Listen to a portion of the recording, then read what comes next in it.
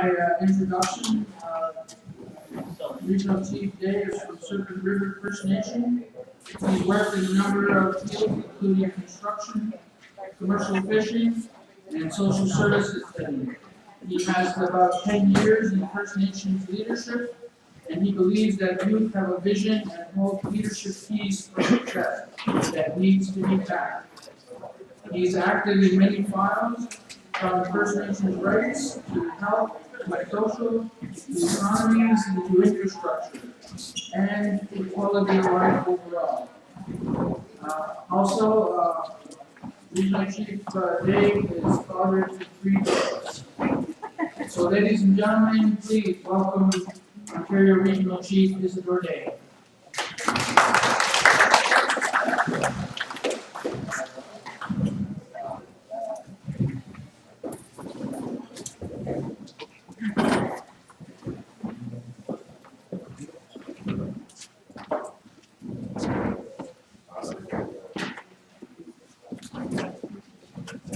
We wish Deputy Wisconsin Casino Discuss Launching Bonji, Noji, and them.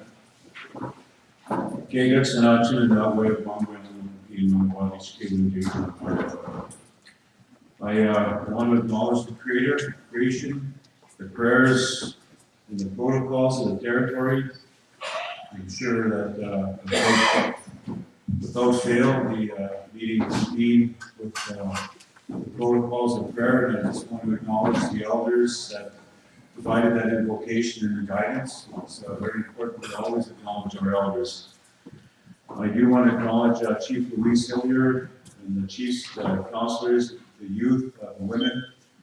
I do want to make a special acknowledgement of Chief Hilliard, and every time I listen to the story about what had taken place for Caldwell and getting some of the history, continues to be an ongoing struggle, sometimes uphill, but the successes are quite evident. And again, with the leadership here in this community, it certainly is a fitting place to have an assembly that's speaking about reclaiming our nations. This is very much the story of Caldwell First Nation. So again, Chief Hilliard, thank you for hosting the meeting. I'm very honored to be here today. I do also want to acknowledge the years and decades of leadership, the work done by both Grand Chief Peters and Deputy Grand Chief Stonefish. And in particular, I want to center out Grand Chief Peters for all the hard work and the long hours that he's provided on a number of files. But the one that seems to be such a glaring opportunity is the issue of the sale of Hydro One. And when I was faced with the announcement in that year's budget that Ontario was going to be divesting its assets of 60%, I didn't think that long at all to determine who I would like to have helping on that file and helping guide with the years of expertise and wisdom. Grand Chief Peters, and again, Grand Chief, for your efforts on that file. Certainly got us to a very important place. We've got decisions to make. However, I think it just demonstrates the leadership that you've brought to the table. I also want to acknowledge Deputy Grand Chief Stonefish. We can only be proud of the deputy. Denise, you're very much a leader, not just here in this assembly and the Chiefs of Ontario, but across the country. So much so that we look to Deputy Grand Chief for her leadership as the chair of the AFN Women's Council. And we have seen this deputy work quite diligently on a number of files that are now elevated to a level and stature where there is attention given to the women's issues. And again, thank you, Deputy. I do want to recognize all the priorities of AIAI. And in recent months, we have brought to the surface the priorities from the political confederacy. And I want to get into that just for a very quick moment here and just run down the list that has been brought forward. But before I do that, I'd like to First of all, express my gratitude for the leadership and the leadership that exists in all of our territories, and in coming to take on the responsibilities of the regional chief of Ontario. It became evident over time that this is ultimately about relationships, and not just the virtues of those relationships, but the formal context of those relationships. And I want to say that one of the things that's very important to the political confederacy and that of the Chiefs of Ontario is our relationship with the political territorial organizations, as well as our tribal councils and our First Nations. And if you think for a minute, with the national chief, we have the regional chief, we have the grand chiefs, we have the tribal chairs, and we have all of those chairs in the heads of the organizations that serve our people, i.e. policing, child welfare, so on and so forth. It's the chiefs that appoint all of those members. It's the chiefs that are the ultimate authority of all of our organizations. So in answering to the chiefs, it's been quite clear, and it's been a little bit of a struggle to determine where the challenges are in terms of the coordination mandate that the Chiefs of Ontario has, because that's our role. We are not a political organization as such. Yes, we deal with the policies and the political agendas of our chiefs. However, our job is to coordinate and ensure that we're doing the best that we can to cycle back information that is important in your decision-making process. So I just want to say that I'm speaking from the coordination aspect. So the priorities that your Grand Chief has brought forward on your behalf are lands and resources. Again, looking at the issue of treaty implementation, the issue of jurisdictional assertion, the inclusion of youth in treaty education and discussions, the M&R policies and practices, and again, we turn to some of those issues in your territories down here where there's not a lot of so-called crown land, and I'm going to be very careful how I use that word. And again, with the leadership of Batchewana First Nation, who has, pretty much paved the way in terms of the assertions around our jurisdiction and authority of the treaties. So again, those are very important. The issue of outstanding claims, the depletion of our waters by the billions of gallons annually to bottled water companies. Again, a very, very important discussion that we're having at the Chiefs of Ontario now with the Ministry of Environment and Climate Change, and one that I don't think is actually going to lessen in intensity. We've got a very serious issue on our hands. My father, who is here, he just told me a story of a story that he knew of where there was a mountain of money, and it was a very sick man, and there was also some water, very limited amount of water. He was crawling not towards that big mountain of money, but towards that water. And the message there through ceremony is that it will ultimately be water that will save our people. That's a very telling issue. The other one is child welfare. Again, this particular territory and leadership of Grand Chief Peters, as well as Deputy Grand Chief Stonefish and Dean Steres and others within your territory have made child welfare a very, very important priority. So child welfare disentanglement, a jurisdiction pilot project, CFSA reform amendment, and we just heard about the resolution that you're going to be seeking clarification on at the Chiefs of Ontario on CASs, addressing the CAS funding models, the financial transfer, family revitalization, CAS compliance with First Nation protocols and standards, and ultimately, again, the fight around the recognition of who pays and the fact that our kids and our families shouldn't suffer because of the jurisdictional rashness and ping pong that often ensues with the federal and provincial government. Community safety, again, I lift up the efforts of folks like our MBQ community and our Chief Ardon Marco, who has been very pointed and very focused on the issue of pay equity, who's been a leader at the table. Policing agreements, both at PA capacity, emergency services, and violence prevention. The other one that is important to this territory is the issue of tobacco and gas. Again, there's a very, very, how would you say it, a very intense landscape on this issue because of the issues around taxation and use of land and the jurisdiction, not just on that land, but the community's rights to ensure that they can have a viable economy and that they can access, the wealth and the growth from the land to have sustainability in its communities. It's a very important issue that we know there will be some major jurisdictional lines drawn in the sand in years to come. Not to mention the issue of marijuana and medical marijuana and the legalization of such. I think this territory will rise up in that respect, and we will be looking to your territory for leadership on the issue of tobacco and the jurisdiction around that. So that is about the development of the bilateral agreements, treaty-based roundtables, protection and support of community economies, and assertion of inherent rights in treaty relationships, and consistent application of point-of-sale exemption. Again, we keep going back to the issue of taxation, and we know that this particular region in Ontario, we've been very, very pointed and we've been very strong with our push against taxation. And we have had, I believe, success in the last two provincial leaders with Premier Wynne and Premier McGuinty with regard to the issue of taxation and point of sale. And I think we need to keep pushing. It just demonstrates that the political relationships are the basis for successful outcomes. The issue of education, First Nations Education Act amendments, school board accountability, teacher requirements, language and culture education, and national language legislation.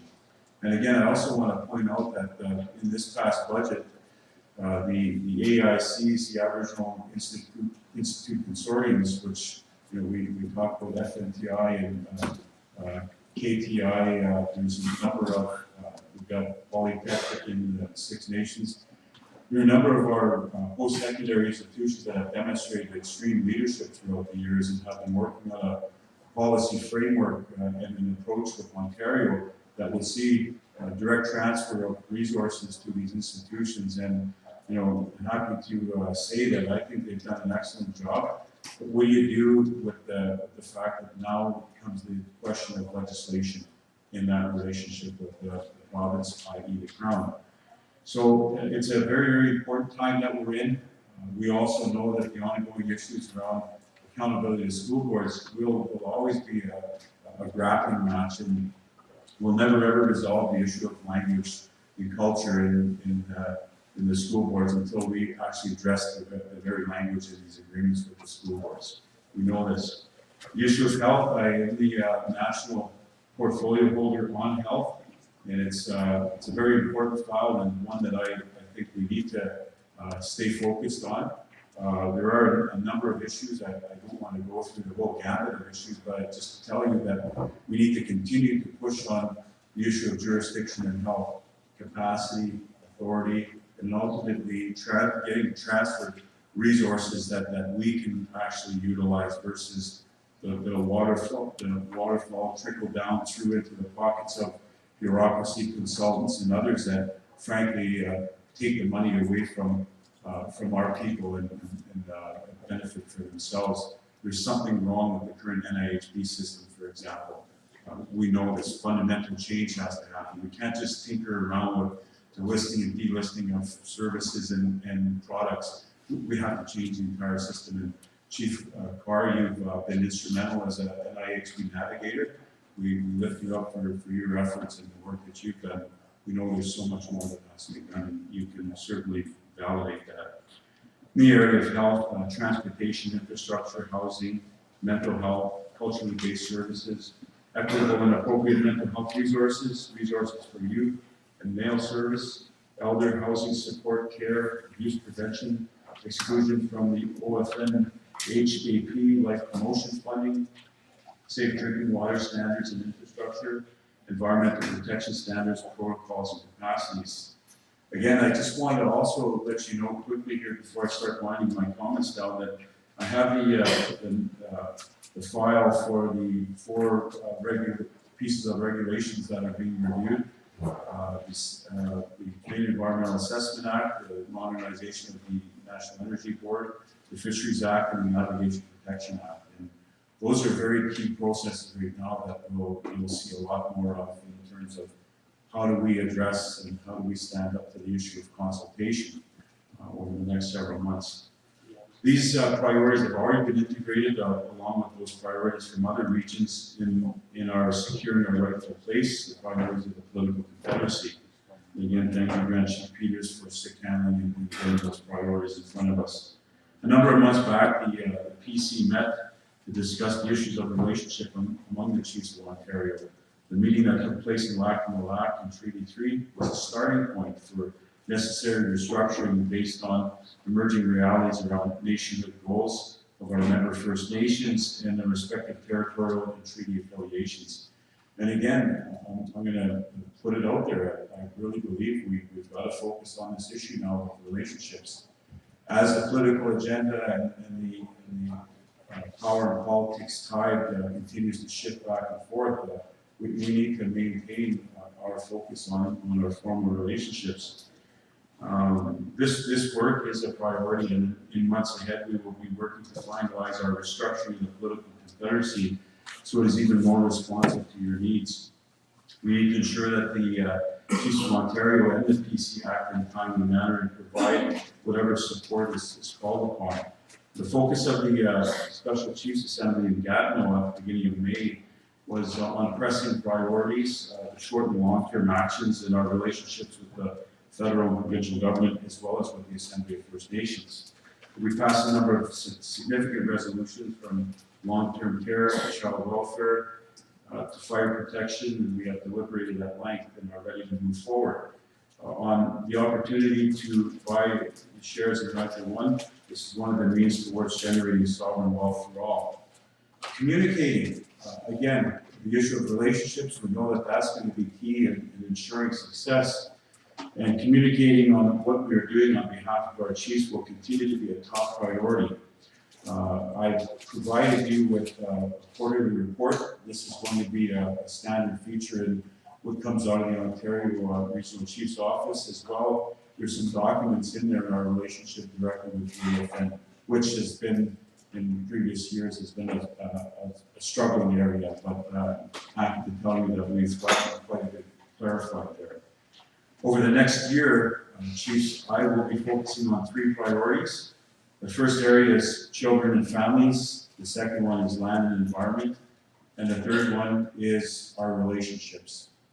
And again, what I mean by that is, not just whether or not we're getting along politically, but how well do we have those relationships structured? What is the formal parameters in communication flow? And who's doing what? When does a resolution come in versus a motion? There's so much that we've needed to clear up and get clarified. At the Special Chiefs Assembly, we had a wholesome discussion with the National Chief, Perry Wellgard. He told us about the very important nation-to-nation work that the AFN is doing on behalf of all of our nations and peoples. As a member of the AFN executive, I'm very aware of the many portfolios that all the regional chiefs across the country are involved in. We have an update on the quarterly report that's in front of you. We will be getting that one very shortly. However, we made it quite clear to the National Chief that the AFN is failing at communicating to our regions and to our chiefs. And, Chiefs, I'm not going to stand here and put that all on the National Chief's shoulders. I have to bear equal weight of that responsibility. And as such, the National Chief had indicated to our Chiefs in Assembly that he would certainly do what he could to find better ways to communicate. And respectfully, I interjected and I indicated to the National Chief that no, we're not just going to try to find ways, we're going to fix the issue of communication, and we're going to get that done by June. See, that's the issue. I believe that is actually going to either make or break the backs of our organizations and our efforts in the issue of communication. However, again, going forward, to be frank, part of the problem that we have, and many of our organizations are facing this, is we have turmoil because of the human capacity piece.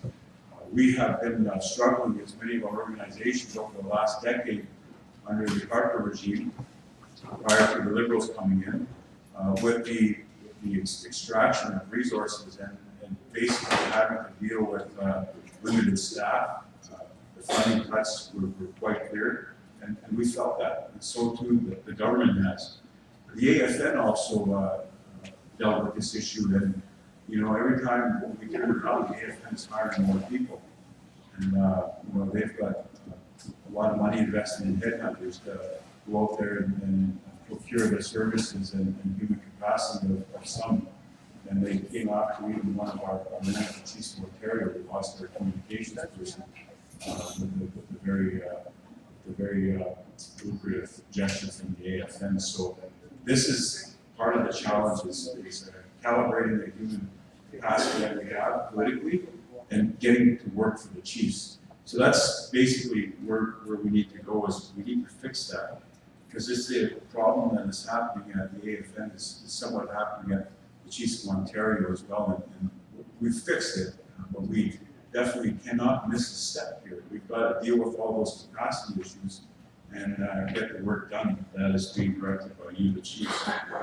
In the meantime, the AFN, while it's going through all these changes, is having to deal with the nation's dialogue, the federal government, and some of that is part of the report that you have.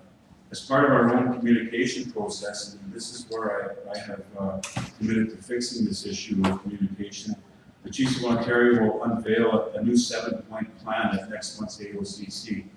So we have actually talked in depth internally, and we're looking at ways to fix the communication problems and make sure that we streamline and we're efficient with the information getting out to the Chiefs.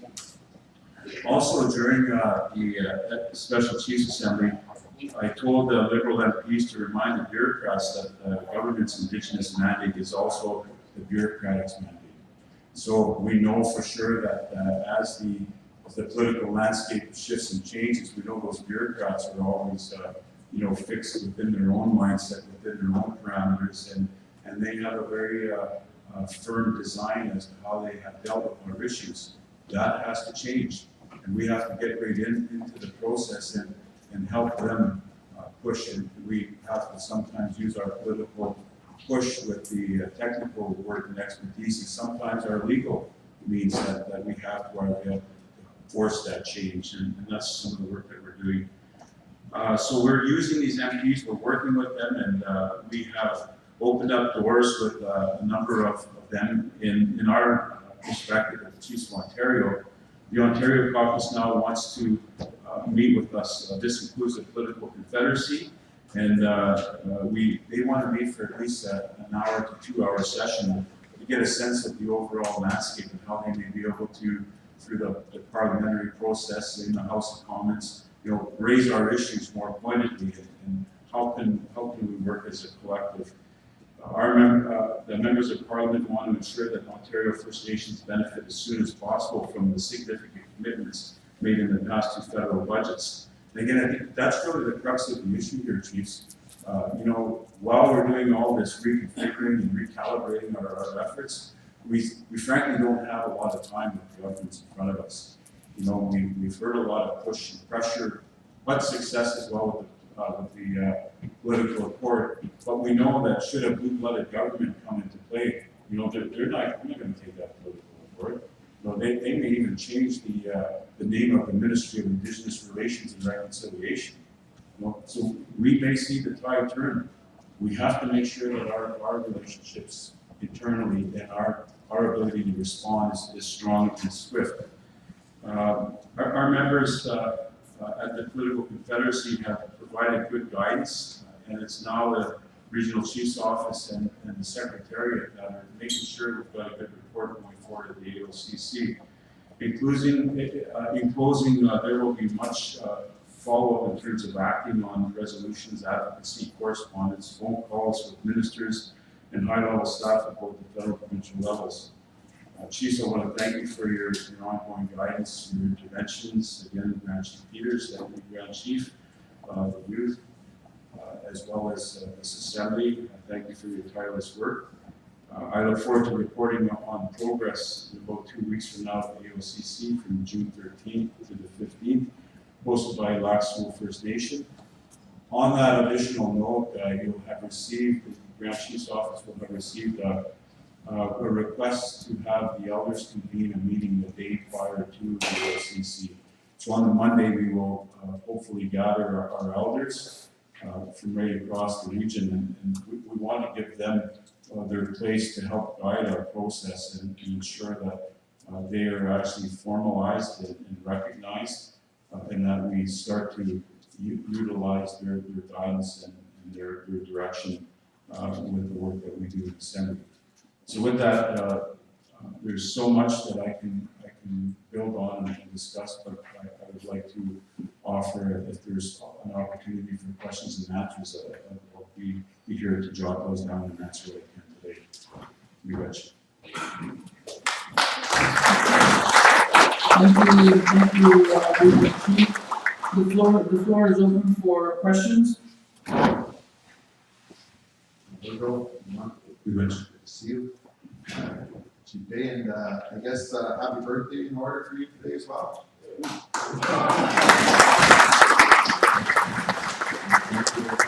Today, and it's good to see your dad all their lives today.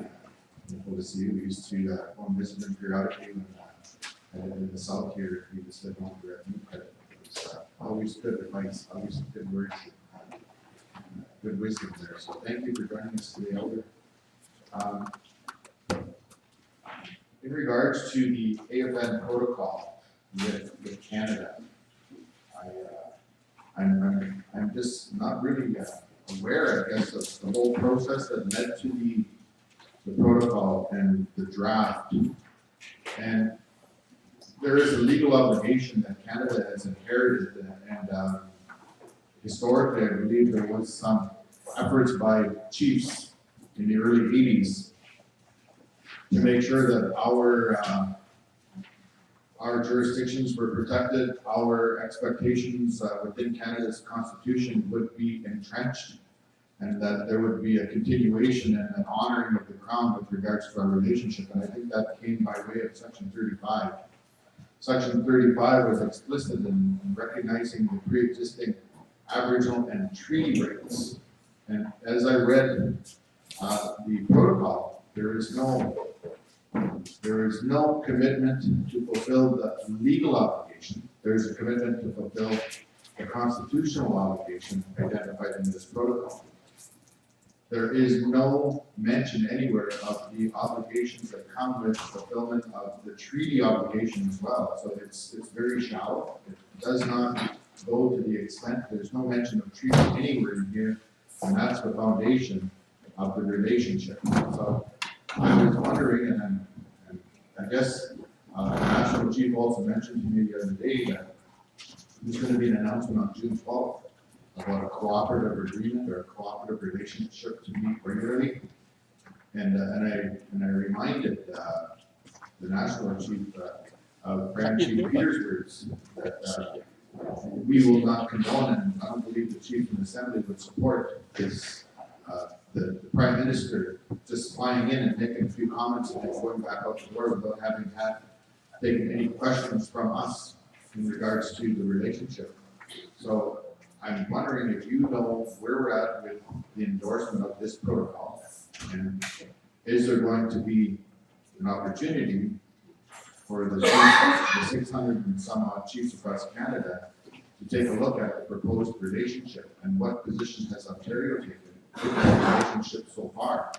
I would have liked to have some frank discussions with the leadership and formulate a position maybe from Ontario's perspective, but regardless, at least from AI's perspective, on how we can move forward with this relationship. This is crucial. I think it's the turning point in that, and I'm not comfortable with the priorities that are identified in the AFN protocol proposal, but maybe you could shed some light on that. Yes, thank you, Imam, and I do want to echo your sentiments, and I want to thank you for raising that.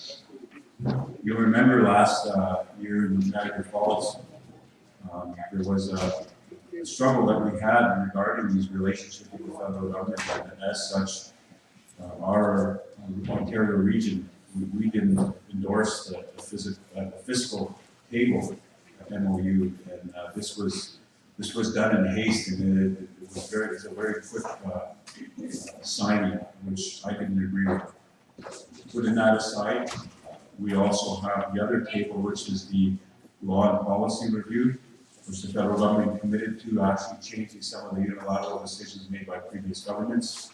That's a very important process, but it's very clear that there's still work being done without us. So again, convening against the concept of nothing about us without us. And then this very important MOU and relationship that you speak of, Chief, and the concerns that you have raised with regard to the MOU and the bilateral with the federal government. I have raised those concerns, not because they're in my own mind and how I feel about it, but this is what I'm hearing consistently with all the chiefs. The chiefs are saying that there's something missing in terms of the steps. You know, how much have we been included in this? Have we had a frank discussion? So Chief, we definitely have a number of the same issues. It's very watered down, and it seems to be another top-down side door that the federal government has into the AFN, and we need to be very careful on this. So up to this point, Chief, I have not agreed or endorsed, and I've not spoken in favor of any of those processes until such time the chiefs have that discussion. And I will tell you that we will ensure that prior to the AOCC, and I'll make a note of it, that we do need to be very pointed about the dialogue that we will be seeking at the AOCC on these issues. It's one thing to go in and have the political instinct to discuss these, but I think we need to get focused on some pieces. And what I'll do, Chief, is make sure that we have a briefing note, that we focus on the three tables, and that we're very pointed on the issues that we will seek clarification of from the chiefs, and we will carry your voice forward through the AFCC into the National Assembly in Regina. So that's what I can offer, Chief, and if you have any other questions, I definitely would answer to them.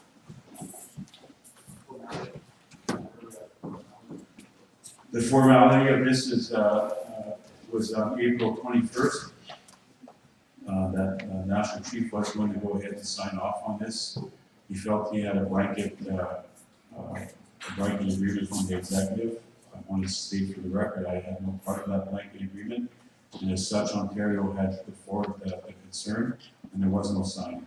So there's this question, are they going to sign? And what's being said now, Chief, is that the Métis and the ITK have signed off on their bilateral MOU with the federal government, and it's being suggested that it's holding up some work that could happen with the AFN. I'm not clear on what that is, we need to find out. So that's what I can offer you. Chief Hilliard? Regional Chief, I wanted to say, Miigwech, too, that you were good enough to make time on your very busy calendar to come out and see us today. We're a small organization, but I think the dedication that our chiefs and councils have to our people and the loyalty that they have to one another is never diminished by the small size. My question today goes to that loyalty and that dedication to our people. And I'm asking about the OI leasing. I know that's been in reports. I'm not sure if there are any appeals or where they stand, but I'm wondering what we're doing to assist our people in trying to untangle some of this mess. I know for a fact that there are First Nations people that are working for the government. They do not live on reserve, and they work for the government, and they do not pay income tax. And they are not harassed or pulled in to, explain why they haven't paid all these taxes. When we stop and look at the poverty that our people are going through, and I think in looking at the OI leasing, by far I believe most of the people that were involved were educated people, had careers, but they also were seeking to better their families' positions, as well as I think to push the agenda for our rights to taxation exemption. And albeit perhaps it was not the best way to go, but what are we doing to assist them to untangle this? I don't believe that people that were working in those positions to service our people, teach our children, counsel people, that they should be forced to be making these payments. As I said, in light of the fact that there are government employees who are First Nations people not living on reserve and not paying taxes. What, if anything, are we doing to assist them? Thank you, Chief Hillier, and again, I do want to report with the degree of concern about the OI leasing issue, because it's been happening for years. I have known many people that have approached me personally and said, listen, I had to sell my home, I can't utilize the bankruptcy role, I have to pay this, and I'm suffering because of it. We have been dealing with this issue at our table for a number of months now. We have had the leadership through our political confederacy. We've had Grant Chief Peters has been involved, Chief Hill, and what we've done is we've established that meeting with the CRA, and basically what we were provided at the Special Chiefs Assembly at a side meeting is we were provided the update and some of the work and relief that is happening on a case-by-case basis. However, what many are seeking is a full remission order on these files, and there are so many different pieces to this. That there's the interest charges. There's different categories that people fall into. You name it. There's a complex number of issues here that are being looked at. Where we're at is we will continue to keep this as a formal item. We will provide a formal update at the All-Ontario Chiefs meeting. We have our technical people now in the organization working with the staffers at CRA, and we've gotten some information back, but we will be working in the next couple of weeks, Chief, to ensure that we can provide the full update to the Chiefs on this. It's certainly a hard issue, and we have, it's not been lost on us, let's put it that way. But standing up to CRA is a pretty tough order, but politically, this is what the Chiefs want to do, and in support. Our people deserve tax exemption, just like others have, and there's been leniency given to others, that have been in these types of situations. So we're going to continue pushing, Chief, and I just want to commit that to you and the Chiefs here. Chief Miracle? Good morning, Isidore, and I want to thank you and Gord as well for all the hard work you've done on our behalf. I think you're doing a fine job. And thank you for offering assistance during the flood conditions that our community is currently experiencing, both you and Gord. There is a suggestion I would make, and it's the department has a policy that they will only fix whatever is it once the flood goes down, the damage has been done to the house. But some of those houses should actually be moved out of the floodplain. The department doesn't allow that. You have to keep your house there, continue to a cycle of flooding year after year, and then every year the department will just throw money at it. And you see that going on across the country where they experience flood conditions. So the policy needs to be changed that they will enable the member to move their house to higher ground, so they're not in the floodplain and continue to be exposed to that ever-present danger of flood occurring. So you can push the government in that direction. I would appreciate it very much. The other issue is the provincial transfers concerning health to the provinces. They've got a lot bigger transfers than what First Nations have received in the non-insured health envelope. And so I wonder if there's ever been any kind of analysis done as a comparator and how Canada subsidized the province in health and what they've done for First Nations. Maybe that might be able to make a stronger argument for more investments in health. But I don't know if that's been done or not. And I'd like to hear your comments on the joint review, the IT joint review process. I know you're on the committee. And I understand there's a report drafted that's going to be presented to the minister, but Is that report gonna be shared with anybody before that happens, and for review?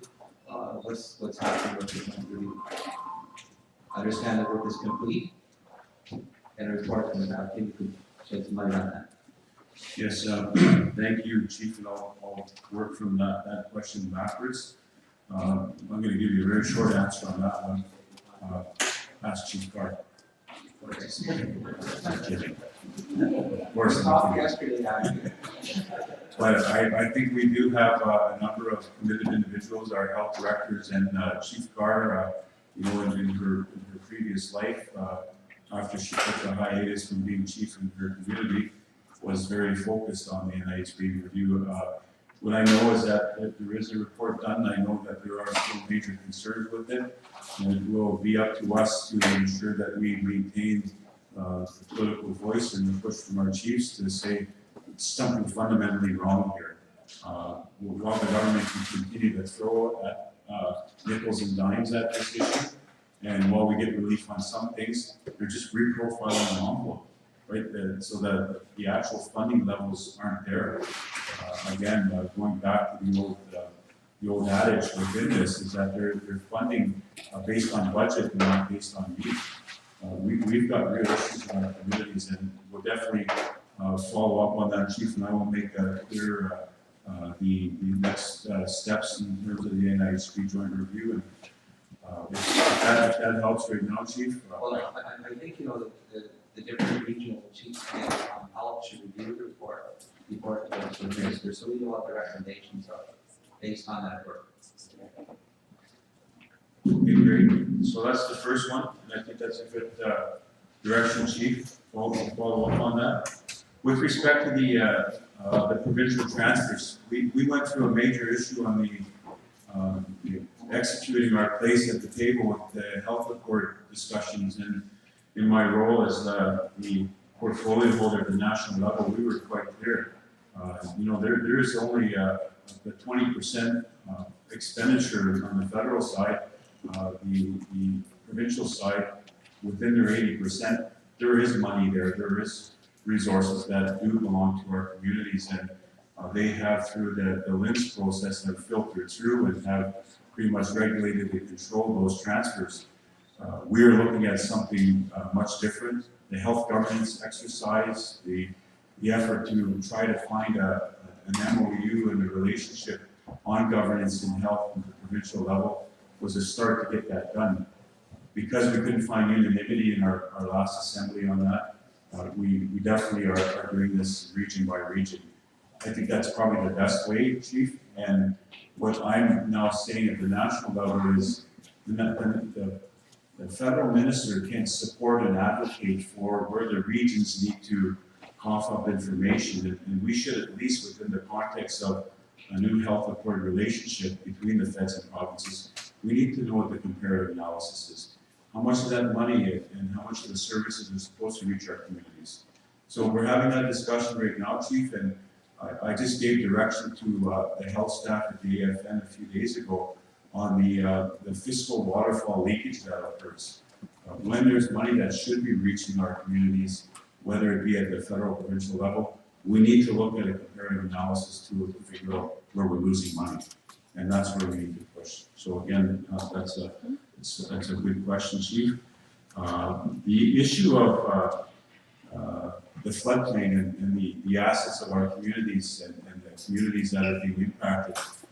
My first instinct, Chief, is that via the climate change strategies, Bill's 172 in Ontario, that there are recognition that our people have issues and concerns with respect to climate change. And then this whole area of adaptation, I believe that that's really the footing that we need to build on. And because climate change is actually impacting everything right across the board, I think your arguments around policy change and looking at ways to, in needs and mechanisms to work with other levels of government from the emergency standpoint, I think all the ingredients and all the rationale is there. And I think our work will be, and I would certainly turn to Grand Chief Benedict and Grand Chief Sullivan to say, one of the issues that the chiefs are raising, which Szechuan knows very, very well, they just committed to moving an entire community. I think so too. The issue of floodplains and all other parts of the Ontario region need to be considered in an adaptation strategy. So I think the key word there, Chief, is going to be adaptation, and it's one that I'll be bringing forward on your behalf. The chair will recognize Chief Phillips as the last speaker. Thank you, Madam Chair. Good afternoon, Taylor Regional Chief Day, nice to see you again. I'm just gonna go back in terms of your report, but I also want to make a couple of comments with respect to some of these agreements that were put here, especially the one that Chief Sayers mentioned too. And you also mentioned something about a health agreement, but part of these things, I think why they have difficulty going through is because they don't see them. It's an executive decision. There's got to be, those decisions made as executive have got to come back to our communities. And I think that's a segue into what my point is here with respect to your report. Thank you very much. It's all national in perspective. So I'm hoping that we'll see some kind of regional dialogue at the whole Ontario. But with respect to the Chiefs Committee on Nation to Nation, I got an issue with respect to how that's being characterized or how that's being used. Prime Minister come out and said that he wanted to develop a nation relationship. The minister come out and said that they supported that. Premier come out and said they supported that. And now I look at this and I said the nation to nation is between AFN. Political accord is between the Chiefs of Ontario. So can you tell me or enlighten me a little bit in terms of what kind of actions, what kind of words are being set up there that are starting to push these organizations as opposed to the communities and the nations themselves? Where's that dialogue? So I see this as creating another link between the government and these organizations. And there's starting to get a separation from the chiefs and these organizations. So I'm a bit concerned about that, Ontario Regional Chief. And maybe we can raise that, but maybe you could give me an idea in terms of where we go with this. Because as Chief Miracle and others have raised that, we were looking at the implication of legislation that has impacted on us. When we raised that, so we talked about the CRA issue, there's a piece of legislation that's done that.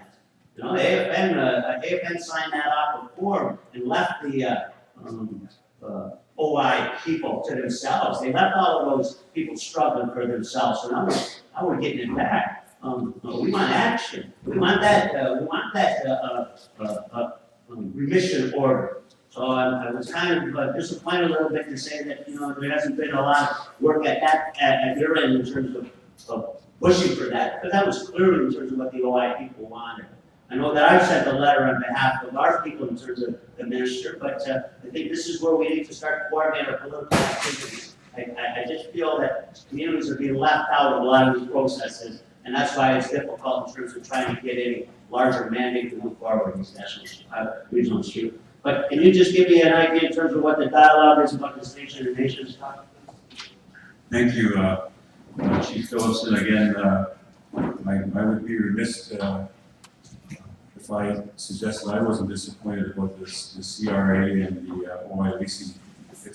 It may at the front end seem like a clear-cut issue, but there's major issues of even of a confidential nature, the way these files are scattered all over in terms of the way that the CRA is managed. It's a complex file, and it's one that needs not just the political horsepower, but it needs the legal resources to actually get this work done. So we're doing what we can, and I certainly agree with your research chief. We will continue to raise that, and we'll be very pointed in our report on that at the AOCC.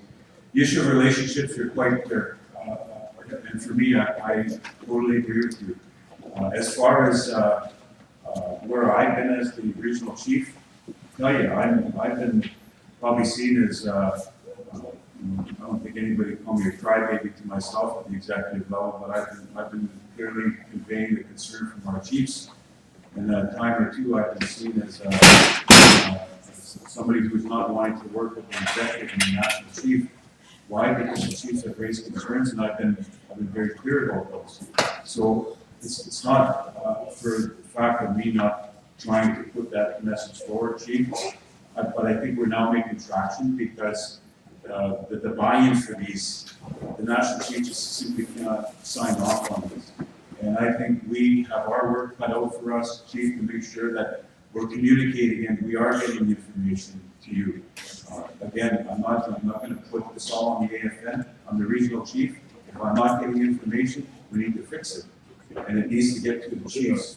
So I think I'll own that part, chief, that this is really a matter of making sure that our chiefs are getting the information. I think there's a troubling issue here. And it's one where we need to be very clear with the province of Ontario as well. The Ministry of Indigenous Relations and Reconciliation, for example. They're the one-stop shop cookie cutter approach in Ontario. Just like the INAC is with regard to our political agenda at the federal level.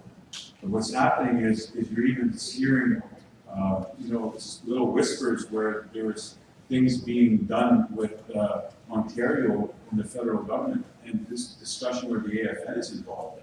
Well, if that's not happening with me, and it's not happening from the direction of our chiefs, then I've got an issue with that. I'm not afraid to call those issues to task, chiefs, but what I'm asking you is that when we go to the National Assembly, we need to be very pointed about what our concerns are. And I think you've raised a number of good ones. The PC has been very, very vocal about this, but again, look at the disconnect here. The Grand Chiefs don't have standing at the AFN. So politically, they may bring an issue forward on their behalf, right, at the Ontario level, but they have no standing in the AFN. So if there's a breakdown within our organization politically of the PC payroll, guess what? We're going to be scattered all over the place until we deal with our relationship issues. Which is why, Chief, I said children and families, land and environment, and relationships will be my focus over the next 12 months. Going into the AOCC, I've got to answer to you and all these things that are happening at the AFN table, and I will be responsive to that. I will need your help, I will need your guidance. I think there's a really good answer, there's good political horsepower in our region, and we have expertise. We've got a lot of experience.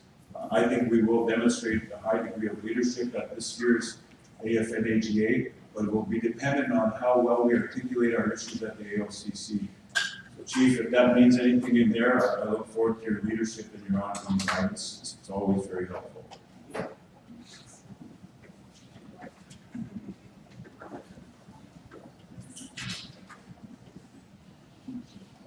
Thank you very much, Regional Chief, for coming out and giving us some time on your special day. So once again, thank you on behalf of the leaders in ARPA. Thanks for coming out and have a great day.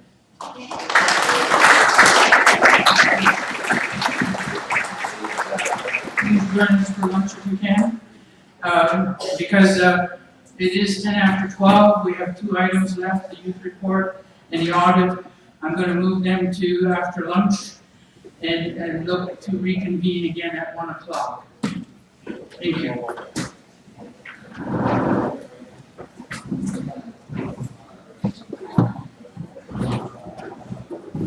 And don't forget to re-register before 1.